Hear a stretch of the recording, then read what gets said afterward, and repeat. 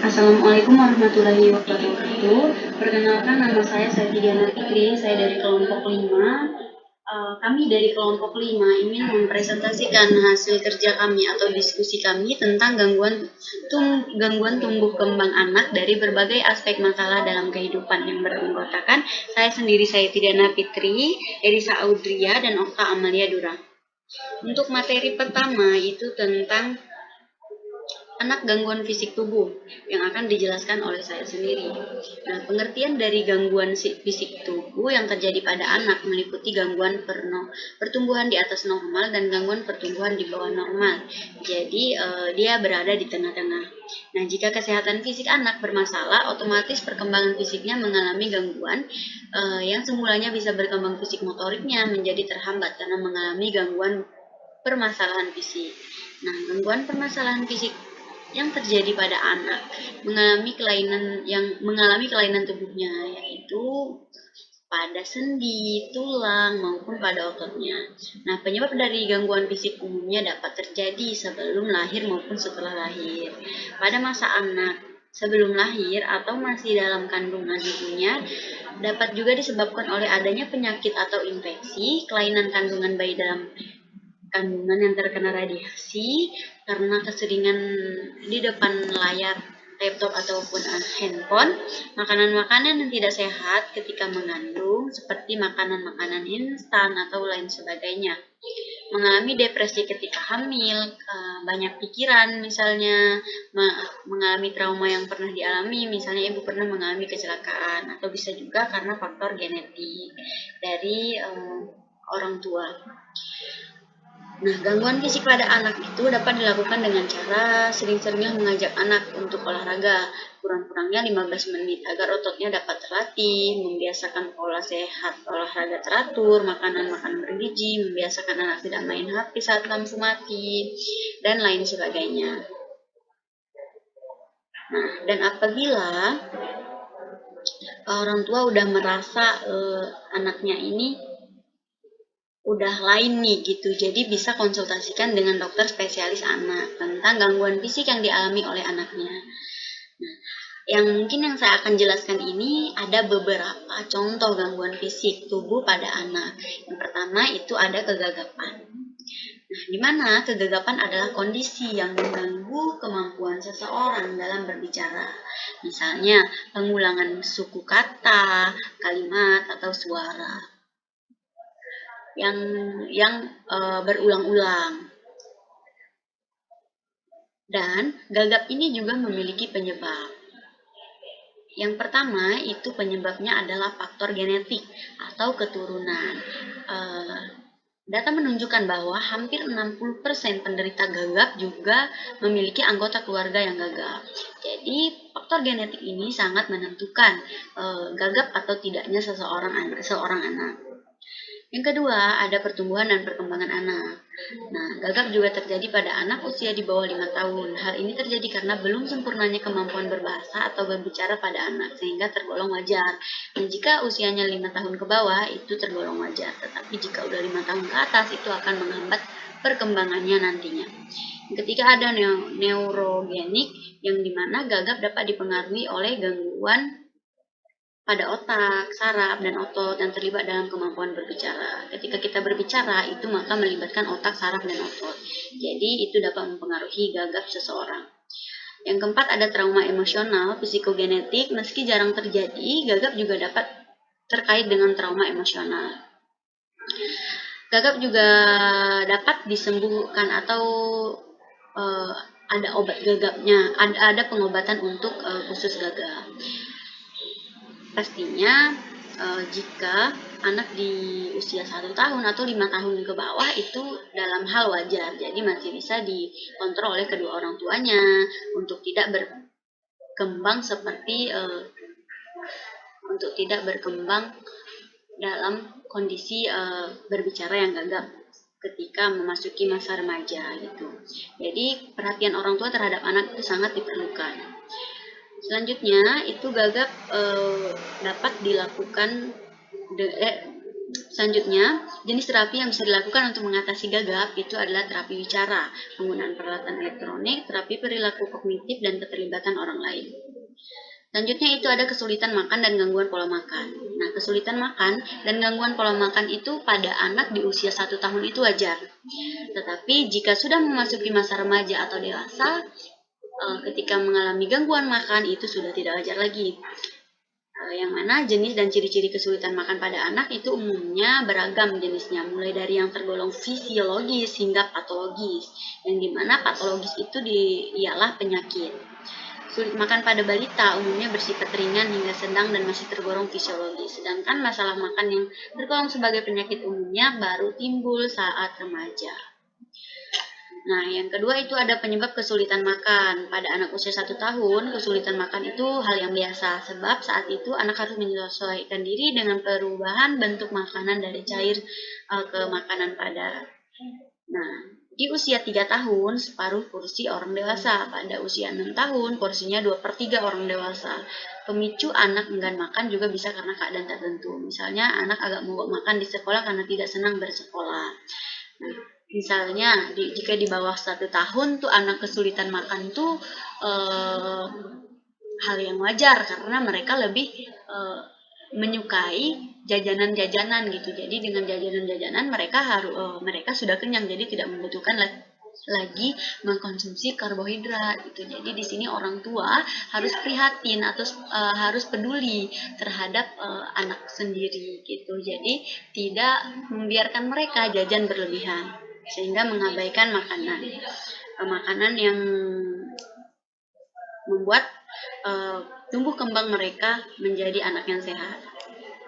Selanjutnya ada cara mengatasi anak yang sulit makan, itu ada beberapa. Yang pertama ada ubah pandangan orang tua terhadap porsi anak. Nah, jadi perbedaan porsi anak dengan porsi orang dewasa itu tidak sama. Yang kedua ada anak menyukai situasi makan yang menyenangkan.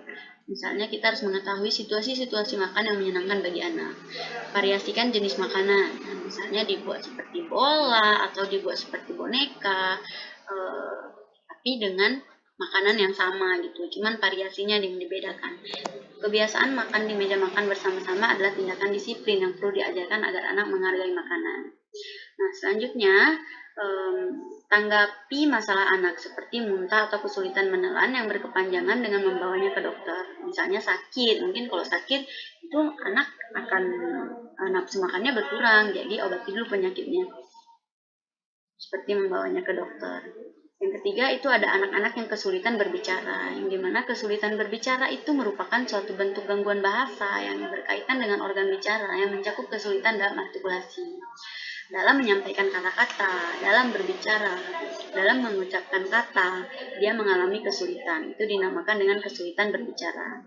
Anak dikatakan mengalami kesulitan berbicara jika secara umum berbicara anak tidak sesuai dengan kemampuan anak seusianya, serta mengandung berbagai kesulitan dalam artikulasi, penyusunan kata, dan kelancaran berbicara. Anak yang mengalami kesulitan berbicara biasanya ditandai dengan berbagai ciri-ciri. Berbagai ciri-cirinya itu banyak sekali. Mungkin saya akan menjelaskan 3 aja ya.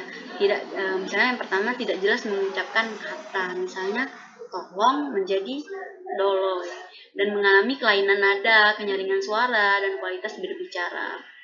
Itu kita bisa ketahui ketika kita telah menjumpai anaknya secara langsung.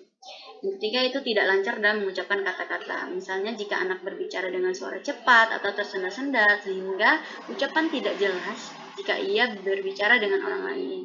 Nah, pastinya kesulitan dalam berbicara itu menimbulkan gejala-gejala yang dimana terlihat dalam perilaku anak. Seperti anak tersebut terlihat frustasi ketika berbicara, berusaha mengulangi beberapa kata, memiliki kesulitan berbicara dengan teman, dan menolak berbicara di depan kelas. Nah, anak yang memiliki yang kesulitan berbicara, dia akan tidak pede atau percaya diri tampil di depan kelas atau di depan orang ramai untuk berbicara. Dan umumnya, anak yang kesulitan berbicara itu adalah anak yang introvert. Dan mereka tidak suka bercerita kepada orang lain.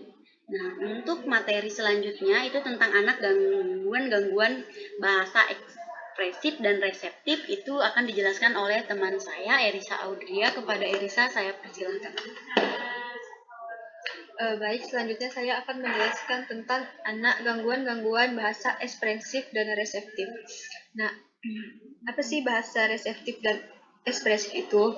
Bahasa reseptif adalah kemampuan anak untuk memahami bahasa lisan yang didengar ataupun dibaca. Misalnya nih saat mendengar sebuah petunjuk untuk memakai sepatu, anak dapat mengikuti petunjuk tersebut dengan benar. Nah, keterampilan bahasa reseptif ini sangat dibutuhkan untuk anak usia dini memahami kalimat yang didengar dan dibacanya. Nah, fungsi bahasa reseptif itu sendiri ialah agar anak dapat mengikuti petunjuk dan arahan, agar anak untuk memahami apa arti gestur atau bahasa tubuh, untuk menjawab pertanyaan, untuk anak dapat mengidentifikasi objek dan gambar, untuk anak dapat memahami apa yang dibaca dan untuk memahami sebuah cerita. Nah, setelah kita menjelaskan tentang bahasa reseptif, selanjutnya itu ada bahasa ekspresif. Bahasa ekspresif itu adalah kemampuan untuk mengungkapkan keinginan dan kebutuhan anak melalui komunikasi verbal atau non-verbal. Komunikasi ekspresif ini adalah kemampuan untuk menyampaikan pikiran dengan menggunakan bahasa secara masuk akal dengan tata bahasa yang benar. Nah, bahasa ekspresif ini berfungsi untuk mengkomunikasikan atau menyampaikan gagasan, maksud, keinginan, kebutuhan, pertanyaan, serta membuat komentar secara benar dan efektif. Nah, perbedaan antara bahasa ekspresif dan reseptif ini adalah terletak pada fungsinya, di mana bahasa ekspresif ini digunakan untuk menyampaikan makna atau pesan kepada orang lain, sedangkan bahasa reseptif ini berfungsi untuk memahami dan memproses pesan atau informasi yang diterima anak dari orang lain. Nah, ada beberapa gejala gangguan pada bahasa reseptif dan ekspresif. Gejala gangguan komunikasi ekspresif, misalnya yaitu anak kesulitan untuk menyatukan kata-kata menjadi kalimat atau merangkai kata dengan benar. Terus gejala lainnya misalnya anak memiliki tingkat kosakata yang rendah dibandingkan dengan anak-anak lain seusianya. Terus gangguan yang terakhir yaitu menggunakan tata bahasa yang salah. Sedangkan gejala gangguan pada bahasa reseptif nih misalnya anak kesulitan memahami apa yang dikatakan orang lain. Terus anak juga sulit untuk memahami ataupun mengikuti petunjuk maupun instruksi yang umumnya dapat dilakukan oleh anak seusianya. Terus gejala gangguan lainnya yaitu misalnya kesulitan mengatur pikiran untuk berbicara dan menulis.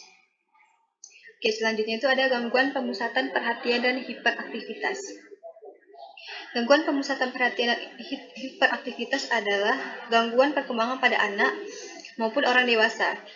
Salah satu gejalanya ialah kesulitan dalam memusatkan perhatian. Nah, gejala pemusatan perhatian dan hiperaktivitas ini adalah salah satu gangguan kesehatan mental, di mana biasa disebut juga dengan gangguan pemusatan perhatian dan hiperaktivitas yang menyebabkan penderitanya ini kesulitan memusatkan perhatian dan menjadi terlalu aktif atau hiperaktif dan cenderung bertindak tergesa-gesa tanpa berpikir panjang. Nah, gangguan ini umumnya tidak dapat disembuhkan, namun dengan perawatan yang tepat dapat dikendalikan dan pengidapnya dapat hidup dengan normal. Ada tanda dan gejala gangguan pemusatan perhatian dan hiperaktivitas. Biasanya gejala ini sudah terlihat sejak anak usia 6-12 tahun. Namun tidak terbatas pada usia, gangguan ini juga muncul pada orang dewasa. Meskipun begitu, namun orang dewasa jarang untuk menunjukkan perilaku hiperaktif. Nah, ada beberapa gejala gangguan ini pada anak. Misalnya, anak tidak dapat memusatkan perhatian. Nah, ini ditandai dengan ciri yaitu misalnya anak sulit untuk fokus pada tugas-tugas atau permainan yang sedang dilakukannya. Anak tersebut tidak memperhatikan orang yang berbicara padanya. Anak juga tidak dapat fokus pada hal-hal yang sedang ia kerjakan. Misalnya dia sulit membagi waktu, dia sulit untuk mengerjakan pekerjaan rumah dan hal-hal lainnya. Nah, ada beberapa penyebab gangguan pemusatan perhatian dan hiperaktivitas. Penyebabnya saat ini belum diketahui secara pasti, namun dapat digolongkan sebagai hambatan akibat gangguan pada perkembangan saraf yang berkaitan dengan cara otak tumbuh dan berkembang. Nah, diagnosis gangguan pemusatan perhatian dan hiperaktivitas ini yaitu yang pertama yaitu gejala muncul sebelum usia 12 tahun. Terus gejala ini berlangsung setidaknya selama 6 bulan. Gejala mengalami kehidupan sosial dan akademik. Ada setidaknya 6 gejala kesulitan memusatkan perhatian. dan ada setidaknya 6 gejala perilaku hiperaktif dan impulsif. Cara mengobati gangguan pemusatan perhatian ini yaitu secara umum penyakit ini tidak dapat disembuhkan, tetapi dapat dikendalikan. Penanganannya untuk kondisi umum ini dilakukan dengan kombinasi psikoterapi dan pemberian obat. Namun jika untuk orang dewasa, perawatannya itu mencakup pengobatan, edukasi, pelatihan keterampilan, dan konseling psikologis. Selanjutnya itu ada gangguan perkembangan koordinasi. Gangguan perkembangan koordinasi adalah gangguan keterampilan motorik yang biasanya mempengaruhi anak usia sekolah. Penyebab gangguan ini misalnya semacam gangguan dapat terjadi sendiri atau dengan adanya gangguan pemusatan perhatian dan hiperaktivitas. Kondisi ini juga dapat terjadi dengan gangguan belajar lainnya seperti gangguan komunikasi atau gangguan ekspresi tertulis. Gejala gangguan perkembangan koordinasi ini memiliki masalah dengan koordinasi motorik dibandingkan anak dengan usia lainnya. Contohnya misalnya anak dapat mengalami kecanggungan, keterlambatan dalam duduk, merangkak dan berjalan, masalah dengan koordinasi motorik kasar, masalah dengan koordinasi visual atau motorik halus, dan lainnya. Pengobatan untuk gangguan perkembangan koordinasi ini adalah dengan memberikan pendidikan jasmani dan pelatihan motorik persepsi. Anak-anak dapat lebih cenderung kelebihan berat badan daripada anak-anak lain usia mereka. Mendorong aktivitas fisik penting untuk mencegah obesitas agar tidak terjadinya gangguan perkembangan koordinasi. Baik, untuk materi selanjutnya itu ada gangguan artikulasi. Artikulasi adalah proses pembentukan bunyi-bunyi, suku kata, dan kata-kata.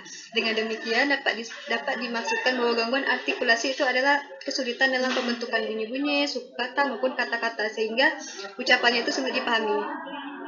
Ada beberapa ciri-ciri gangguan artikulasi. Yang pertama misalnya anak bicaranya tidak sempurna, tidak konsisten atau tidak tepat. Terus mengalami kesulitan dalam mengucapkan huruf-huruf konsonan seperti R, L, A, dan S. Terus pola-pola pada gangguan artikulasi ini pada umumnya terjadi seperti pola ucapan bayi. Misalnya tidak mampu mengartikulasikan konsonan secara tepat, atau ketidakmampuan lidah untuk mengucapkan huruf-huruf konsonan seperti R, L, T, K, atau S. Nah, penyebab gangguan artikulasi ini dapat disebabkan oleh faktor-faktor fungsional maupun organik. Faktor-faktor fungsional itu misalnya faktor yang berkenaan dengan adat kebiasaan anak yang terjadi secara langsung maupun tidak langsung. Contoh faktor organik ini misalnya faktor yang berkaitan dengan kondisi fisik anak yang berfungsi mendukung kelancaran bicaranya. Nah, cara kita untuk mengetahui atau mendeteksi gangguan artikulasi ini adalah dengan memberikan speech therapy agar artikulasi yang dilontarkan ini terdengar lebih jelas. Speech therapy ini nantinya akan melibatkan anak untuk dites dan dilatih agar pengucapannya lebih benar dan tepat. Terapi ini juga bertujuan untuk meningkatkan kemampuan berbicara dan mengekspresikan bahasa pada anak. Selanjutnya itu ada gangguan tidur dan insomnia. Insomnia itu adalah gangguan tidur yang membuat penderitanya sulit untuk tidur, sehingga waktu tidurnya itu berkurang. Insomnia ini adalah sebuah kondisi ketika seseorang kesulitan tidur pada malam hari. Tak hanya terjadi pada orang dewasa, tapi insomnia juga ini sering juga terjadi pada anak-anak. Nah, ada beberapa jenis insomnia pada anak. Yang pertama, ada sleep onset association insomnia, cenderung terjadi pada anak di bawah 5 tahun dan biasanya melibatkan gangguan tidur. Selanjutnya ada limit setting insomnia, yaitu masalah kesulitan tidur yang kerap terjadi pada anak di atas usia 5 tahun. Terus ada insomnia jangka pendek dan insomnia jangka panjang. Nah, ada beberapa penyebab insomnia yang terjadi pada anak. Misalnya nih, tidak memiliki jam tidur tepat, terus berlebihan stres atau memiliki kecemasan berlebihan, terus Anda mengalami obesitas, terus memiliki penyakit yang mengganggu tidur, kondisi lingkungan dan juga obat-obatan yang juga menjadi efek samping sehingga menyebabkan insomnia. Nah, ada beberapa cara untuk mengatasi insomnia pada anak, yaitu yang pertama, berhenti menemani anak di kamar. Jadi kita harus membiasakan anak untuk tidur sendiri di dalam kamar. Terus melatih anak untuk menciptakan ritual tidur baru. Terus kita harus membuat jadwal tidur agar anak jadwal tidur itu lebih terbiasa gitu. Terus yang terakhir, tidak membiasakan anak itu bermain gadget menjelang waktu tidur, karena gadget akan sulit untuk anak tidur. Selanjutnya ada mengompol.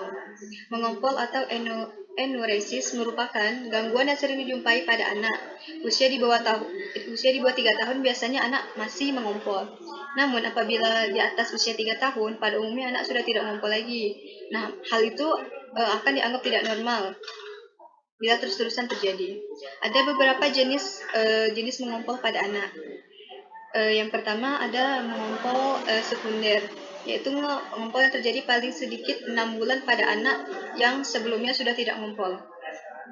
Nah, ada beberapa penyebab terjadinya mengompol pada anak, misalnya anak mengalami infeksi saluran kemih, anak mengalami gangguan struktur ginjal dan saluran kemih, anak mempunyai sistem syaraf pada ginjal dan salurannya, sembelit, dan hal-hal lainnya. Penanganan mengompol pada anak ini biasanya dapat dilakukan dengan terapi, yaitu misalnya pertama, anak dianjurkan untuk buang air kecil secara teratur tiap 2 jam. Terus anak harus menghindari makanan atau minuman yang mengandung kafein. Terus anak dapat mempergunakan alarm untuk membangunkan anak di malam hari, dan minum cukup pada siang hari dan tidak minum malam hari menjelang tidur. Selanjutnya itu ada BAB di celana atau buang air besar di celana. Sebagian besar orang tua menganggap penyebab anak sering buang air besar di celana itu karena ia belum terbiasa BAB di toilet. Padahal anggapan tersebut itu sebenarnya salah. Nah, namun bila hal itu sering terjadi, bisa jadi anak mengalami masalah enkopresis fungsional. Enkopresis fungsional itu adalah keluaran feses secara tidak sengaja. Kondisi ini terjadi akibat penumpukan feses di usus besar dan rektum, sehingga usus menjadi penuh dan membuat feses cair keluar dengan sendirinya. Ada beberapa penyebab terjadinya buang air besar di celana, misalnya disebabkan oleh 2 faktor, yaitu sembelit dan masalah emosional. Terus gejala buang air besar pada anak ini biasanya terlihat, yaitu anak menolak untuk buang air besar di toilet. Terus anak juga dibiasakan jarang buang air besar dan sering sakit perut, sering mengompol di siang hari, atau nafsu makan menurun. Ada beberapa cara untuk mengatasi buang air besar di celana pada anak, misalnya kita harus memenuhi kebutuhan serat dan asupan cairannya. Terus mengajak anak untuk rutin berolahraga, membiasakan anak untuk pergi ke toilet selama 10-15 menit setelah makan. Namun bila kondisi itu masih terus-terusan terjadi, kita perlu membawa anak ke dokter. Maka dokter nanti akan memberikan penanganan yang sesuai dengan penyebabnya. Terus selanjutnya itu ada gangguan psikomatik. Nah, kata psikomatik ini merupakan gabungan dari 2 kata, yaitu pikiran, psike, dan tubuh, soma. Jika diartikan, gangguan psikomatik ini adalah keluhan fisik yang timbul atau dipengaruhi oleh pikiran atau emosi. Gangguan psikomatik ini dapat terjadi pada semua kelompok usia, mulai dari anak-anak hingga orang dewasa.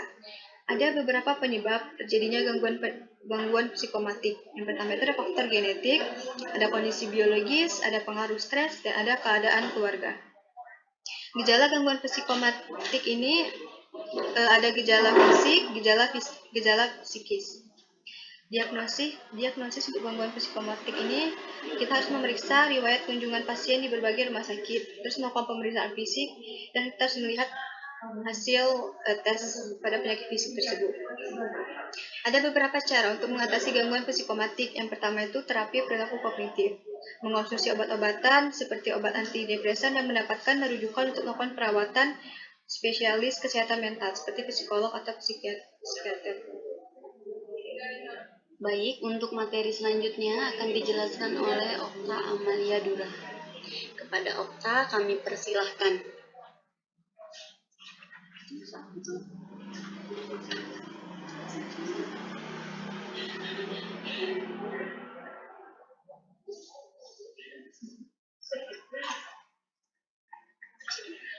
Untuk anak yang mengidap penyakit fisik akan dijelaskan oleh Okta Amalia Dura.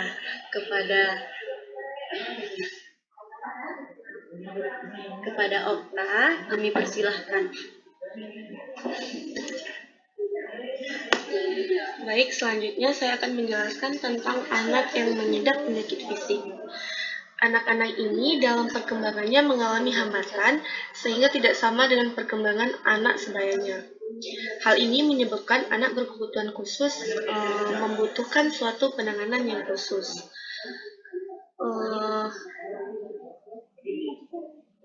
Apabila seorang anak mempunyai keterbatasan intelektual, emosi, dan sosial, biasanya mempunyai keterbatasan fisik. Kategori anak berkebutuhan khusus dapat dideskripsikan oleh profesional sebagai tidak mampu atau disabel, mempunyai kesulitan, terganggu, cacat, ataupun berkelainan. Kategori anak berkebutuhan khusus itu terbagi beberapa macam. Yang pertama itu ada cacat penginderaan, ada penyimpangan mental, gangguan komunikasi, ketidakmampuan belajar, gangguan perilaku, dan cacat fisik dan kesulitan dalam kesehatan. Selanjutnya itu ada gangguan saraf bawah sadar. Penyakit saraf bisa menyerang siapa saja, tidak terkecuali anak-anak. Penyakit saraf ini termasuk kasus yang cukup banyak ditemukan pada usia anak-anak. Untuk lebih memahami, ada beberapa penyakit saraf pada anak. Yang pertama itu ada spina bifida. Spina bifida ini adalah kondisi kelainan yang terjadi ketika tulang belakang dan sumsum tulang belakang tidak berbentuk dengan sempurna. Maka kondisi ini merupakan bawaan sejak bayi baru lahir dan bisa terjadi hingga anak memasuki usia sekolah. Yang kedua itu ada epilepsi. Epilepsi ini adalah gangguan neurologis yang ditandai dengan kejang berulang. Biasanya kondisi ini disebabkan oleh aktivitas listrik yang tidak normal di otak akibat keturunan, cedera pada kepala, dan masalah pada otak. Yang ketiga, hidrosefalus. Hidrosefalus ini adalah penyakit saraf pada anak yang berikutnya ialah kondisi anak ini mengalami penumpukan cairan cerebrosignal di rongga dalam otak. Cairan cerebrosignal ini akan mengalir lewat otak dan sumsum tulang belakang, kemudian diserap oleh pembuluh darah. Selanjutnya ada cerebral palsy.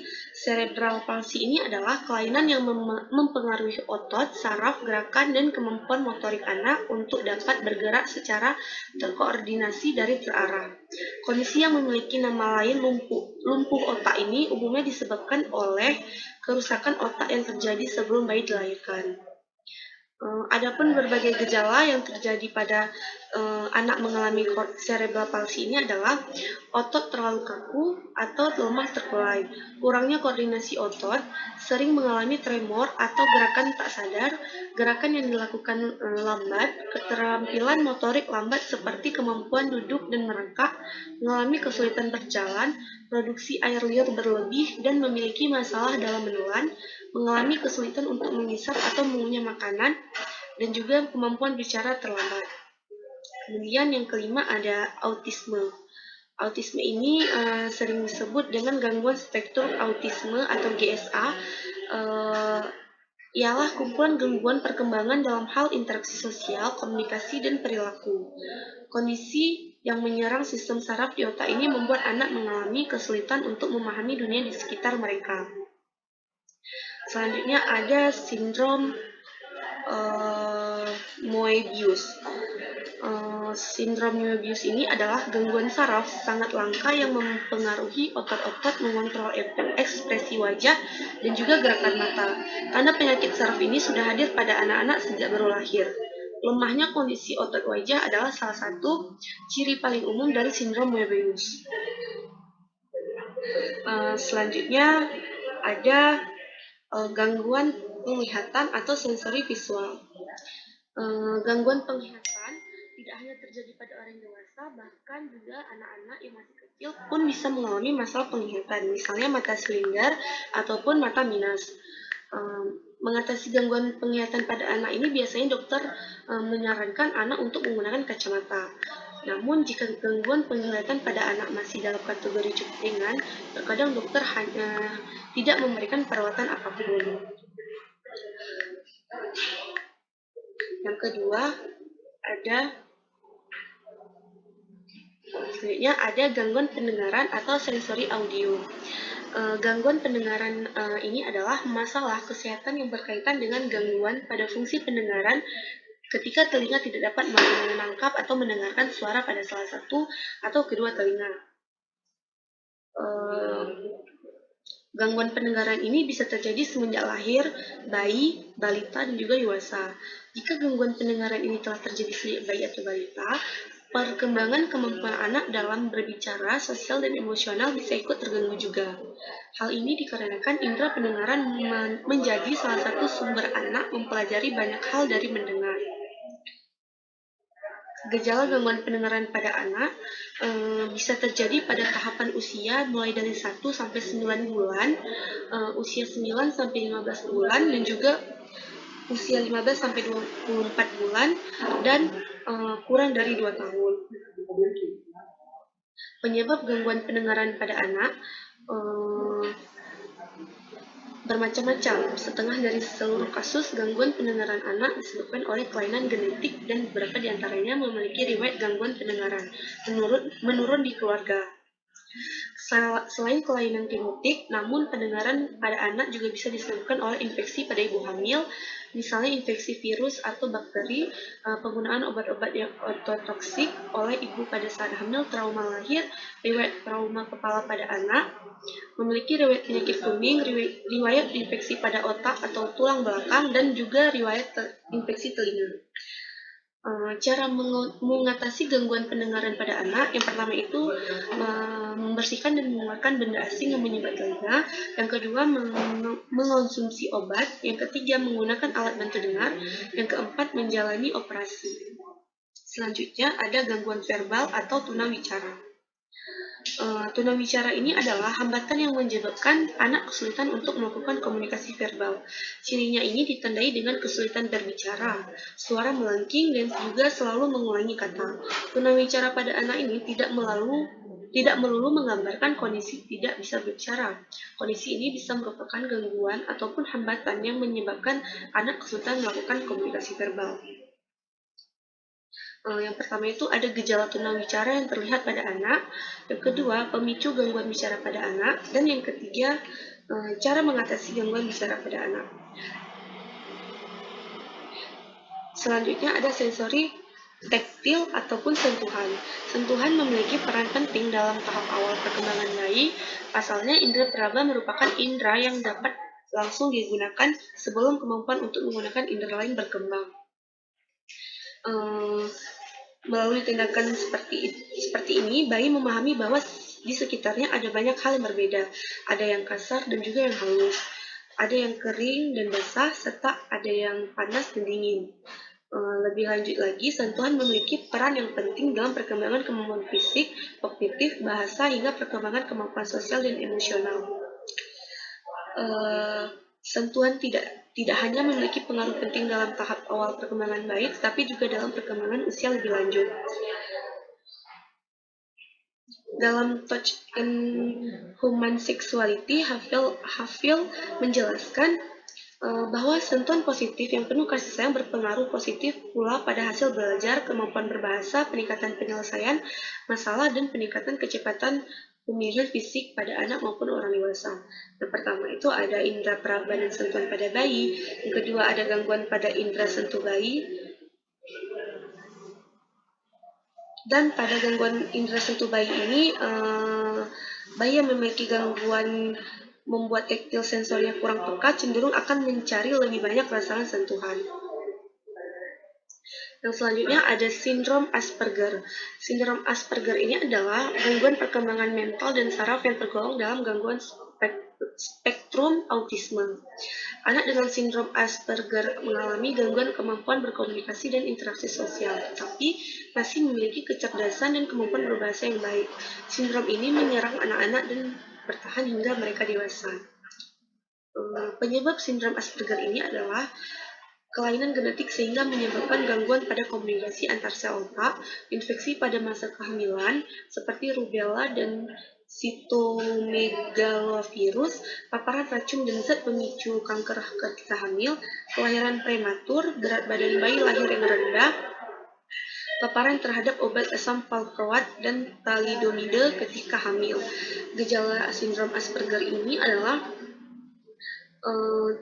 canggung atau sangat minim dalam interaksi sosial dan berkomunikasi, tidak melakukan kontak mata ketika berbicara dengan orang lain, sangat senang membicarakan hanya dirinya sendiri atau topik yang disukainya, tidak dapat memahami arti emosi dan ekspresi dari orang-orang di sekitarnya, dan juga kesulitan mengontrol emosi dan berperilaku agresif ataupun sering marah secara tiba-tiba.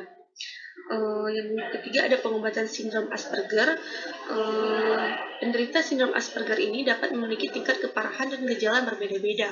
Penanganan sindrom Asperger ini akan difokuskan untuk membantu penderitanya agar dapat menjalani aktivitas harian dan interaksi sosial secara optimal. Penanganan yang dimaksud berupa terapi dan juga obat-obatan. Selanjutnya pencegahan sindrom Asperger. Untuk mengurangi faktor risikonya dapat meminimalkan kemungkinan terjadinya sindrom ini. Upaya yang bisa dilakukan yaitu menjalani vaksinasi MMR sebelum merencanakan kehamilan, melakukan pola hidup sehat sebelum dan selama hamil, menghindari mengkonsumsi alkohol, narkoba, dan merokok. Selanjutnya ada cerebral palsy. Cerebral palsy ini adalah penyakit yang menyebabkan gangguan pada otak, gerak, dan koordinasi tubuh.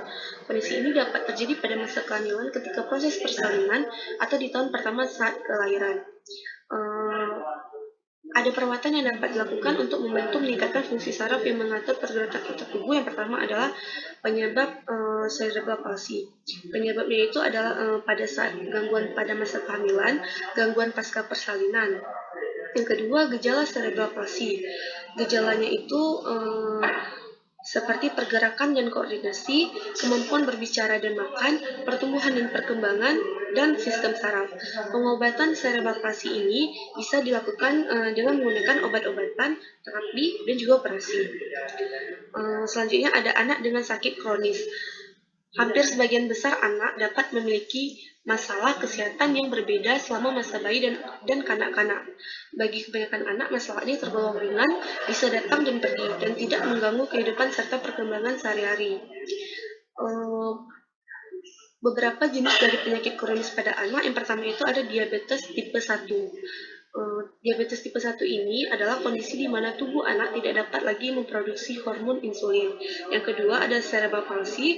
Cerebral palsy ini yang seperti yang saya jelaskan tadi, yaitu sekelompok gangguan yang mempengaruhi kemampuan seseorang untuk bergerak, menjaga keseimbangan, dan juga menjaga postur tubuhnya. Yang ketiga ada kanker. Semua jenis kanker ini beberapa sel tubuh mulai membelah tanpa henti dan menyebar ke jaringan di sekitarnya. Normalnya sel baru akan terbentuk saat tubuh membutuhkan untuk menggantikan sel lama yang mati. Yang keempat ada kerusakan gigi. Kerusakan gigi atau karies ini adalah penyakit menular kronis yang paling umum pada masa anak-anak. Sebab itu kesehatan gigi harus dijaga sejak dini. Karena kerusakan gigi dapat berkembang saat gigi pertama tumbuh. Yang kelima ada penyakit jantung bawaan. Penyakit jantung bawaan ini adalah penyakit jantung yang mulai bermasalah saat bayi lahir. Bayi mungkin memiliki lubang kecil di dalam jantungnya atau sesuatu yang lebih parah. Selanjutnya, gangguan perkembangan seksual. Gangguan identitas gender merupakan gangguan yang mana penderitanya merasa jika dirinya adalah pria atau wanita. Terjadi konflik antara identitas gendernya dengan anatomi gendernya. Identitas gender ini adalah refleksi dari dalam diri seseorang yang mana berkaitan dengan keberadaan dirinya, entah itu mau perempuan ataupun wanita. Gangguan perkembangan seksual kerap disalahpahami sebagai transgender dan penderitanya banyak mengalami stigma. Selanjutnya ada gangguan identitas gender. Gangguan identitas gender ini merupakan gangguan yang mana penderitanya merasa jika dirinya adalah pria ataupun wanita. Terjadi konflik antara identitas gendernya dengan anatomi gendernya. Identitas jenis kelamin di sini adalah kondisi psikologi yang mana mencerminkan perasaan diri dalam diri seseorang, entah itu sebagai laki-laki ataupun wanita. Identitas gender ini adalah refleksi diri dari dalam diri seseorang yang mana berkaitan dengan keberadaan dirinya. Dalam gangguan identitas gender ini ada memiliki beberapa penentuan yang dilakukan secara kultural, baik itu maskulinitas ataupun feminitas. Yang pertama itu ada penyebab gangguan identitas gender. Gangguan identitas gender ini berawal ketika masa kanak-kanak, biasanya akan teramati pada rentang usia 2-4 tahun. Yang kedua ada karakteristik gangguan identitas gender. Yang pertama itu memiliki keinginan kuat untuk menjadi anggota gender dari lawan jenisnya, menggunakan pakaian yang sesuai dengan stereotip dari lawan jenisnya, selanjutnya berfantasi untuk menjadi lawan jenisnya, memiliki keinginan untuk berpartisipasi di dalam aktivitas permainan yang memang sesuai dengan lawan jenisnya, berkeinginan kuat memiliki teman bermain dari lawan jenisnya, memiliki perasaan kuat, serta menetap mengenai ketidaknyamanan pada gendernya sendiri ataupun tingkah laku yang berkaitan dengan gendernya. Tidak ada kondisi interseks menyebabkan gangguan kecemasan yang cukup serius dan mempengaruhi kehidupan sosialnya, dan juga gangguan identitas gender berakhir pada masa remaja saat anak-anak bisa mulai menerima identitas gendernya. Ada cara mengatasi gangguan identitas gender. Yang pertama ada body alternation. Dalam terapi ini, usaha yang dilakukan bertujuan untuk mengubah bentuk tubuh seseorang agar memang sesuai dengan identitas gendernya. Yang kedua, menggantikan kelamin. Meskipun cara ini cukup kontroversial dan bertentangan dengan aturan yang ada, namun banyak penderita identitas gender yang memiliki hal tersebut untuk mengatasi gangguan yang dideritanya. Selanjutnya yang terakhir ada pelecehan seksual. Pelecehan seksual ini adalah suatu tindak kejahatan yang bisa merugikan orang lain atau bahkan menimbulkan trauma pada korban. Kasus pelecehan seksual ini kian marak terjadi, yang sering kita dengar. Meski demikian masih banyak orang yang tidak mengenali cirinya. Akibatnya sangat sulit untuk mencegah tindakan tersebut. Selain itu, kita harus mengetahui jenis-jenis penyelesaian seksual, kemudian dapat menjadi bentuk perlindungan pada diri sendiri. Yang pertama itu ada jenis-jenis pelecehan seksual, seperti pelecehan gender, perilaku menggoda, penyuapan seksual, pemaksaan seksual, dan juga pelanggaran seksual. Sekian penjelasan dari saya kembalikan kepada moderator. Demikian pemaparan materi dari kelompok 5. Jika ada kata-kata kami yang salah, kami mohon maaf. Wabillahi taufiq wal hidayah. Assalamualaikum warahmatullahi wabarakatuh.